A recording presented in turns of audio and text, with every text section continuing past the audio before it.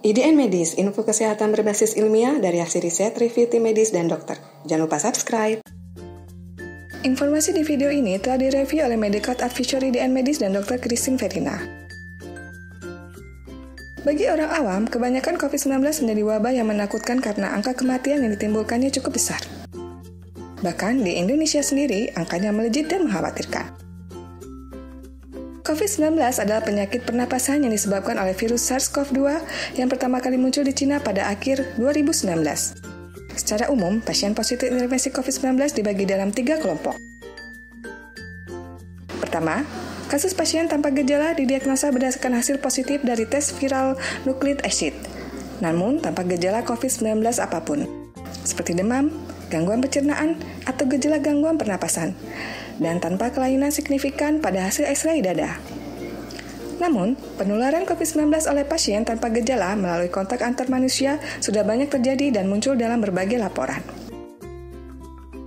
Kedua, pasien yang mengalami ARD atau Acute Respiratory Distress Syndrome, yaitu gangguan pada paru-paru akibat cairan yang berkumpul di kantung-kantung udara.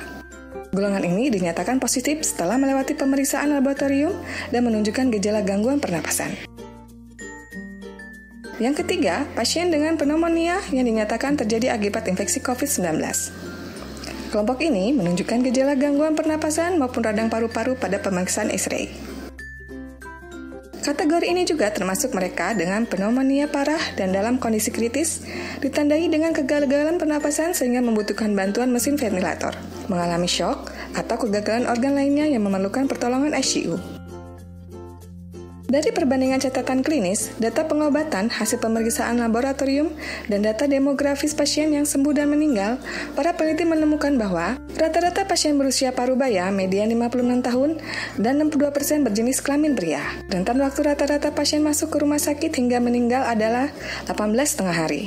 Pasien yang meninggal rata-rata berusia 69 tahun atau lebih tua. Sebagian besar pasien yang dirawat di rumah sakit memiliki penyakit penyerta, termasuk tekanan darah tinggi, diabetes, dan jantung koroner.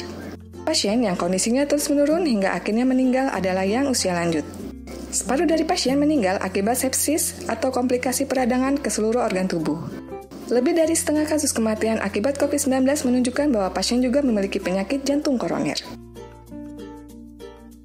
Berdasarkan informasi yang ada saat ini, bisa disimpulkan bahwa orang lanjut usia atau lansia dan orang dari berbagai tingkat usia yang memiliki penyakit serius termasuk ke dalam kelompok yang beresiko tinggi kondisinya menjadi parah bila terinfeksi COVID-19. Center of Disease Control of Prevention memasukkan orang-orang berikut ke dalam kelompok risiko tinggi seperti orang berusia 65 tahun atau lebih tua, orang yang tinggal di panti jompo atau fasilitas perawatan jangka panjang, orang dengan penyakit paru-paru kronis atau asma, orang dengan penyakit jantung yang serius, orang yang sedang menjalani pengobatan kanker, orang dari segala usia yang masuk kategori obesitas atau memiliki diabetes, perokok, dan orang dengan HIV/AIDS. Hingga video ini dibuat, angka pasien yang positif terinfeksi secara global adalah 1.099.389 dengan angka kematian 58.900. Di Indonesia, hingga 3 April 2020, terdapat 181 pasien COVID-19 yang meninggal dunia. Rasio kematian pasien COVID-19 di Indonesia saat ini menjadi 9,11%. Angka kematian dan kesembuhan pasien COVID-19 bisa bergerak naik dan turun seiring waktu, dipengaruhi oleh perubahan respon lingkungan dan bisa berbeda berdasarkan lokasi dan karakter populasi yang terinfeksi seperti usia atau jenis kelamin.